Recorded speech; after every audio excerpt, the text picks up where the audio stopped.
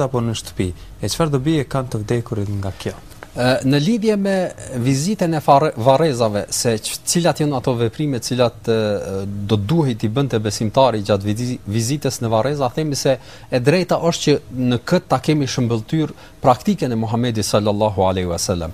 Dhe tregohet me një rast se Aisha radiallahu ta'ala anha thot ishim në gjumë, do thot në shtëpi, në dhomë duke fjetur me Muhammedin sallallahu alaihi wasallam, dhe ai natën i dërguari i Allahut lavdrimi dhe paqja qofshin mbi të zgjohet dhe del nga dhoma, del do thot nga shtëpia. Dhe Aisha i shkon pas.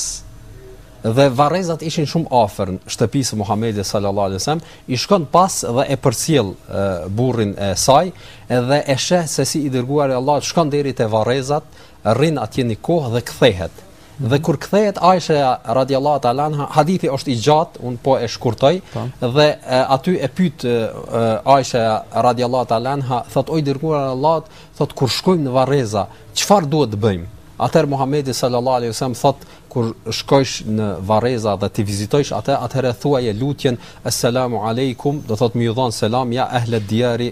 Është një lutje e cila gjendet do thot në mburojnë e muslimanit, dhe e këshilloj këtë shikues që t'i kthehet asaj lutje dhe ta lexoj apo ta mësoj, dhe kjo është ajo lutja që preferohet me bë besimtari kur të futet në varreza, kur të hyn do thot në varreza, që t'ju jap selam krejt atyre banorëve të varrezave. Pastaj të shkoj te varri të cilën po don me vizitu saktësisht, qoftë ai prindi i tij apo dikush i afërm, shkon aty dhe lutet për të, do thot në lutje të përgjithshme, o Zot mëshiroje këtë vdekur, o Zot lehtësoja, o Zot bëne do thot ringjallet me njerëzit e mirë, të jetë prej xhenetlive, lutje do thot të kësaj natyre, por nuk vërtetohet se pejgamberi sallallahu alajhi wasallam ka lexuar Kur'an kur ka bërë vizita do thot varrezave. As siç është do thot praktikë të disa musliman, leximi i kul huwallahit apo leximi i elhamdulillahit e kështu me radh, këto disa prej ulemave kanë preferuar, por e sakta është që neve kur të shkojmë do thot në varreza,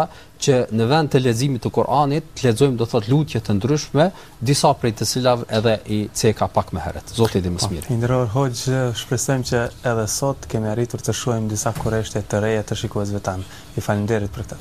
Edhe unë ju falenderoj për ftesën.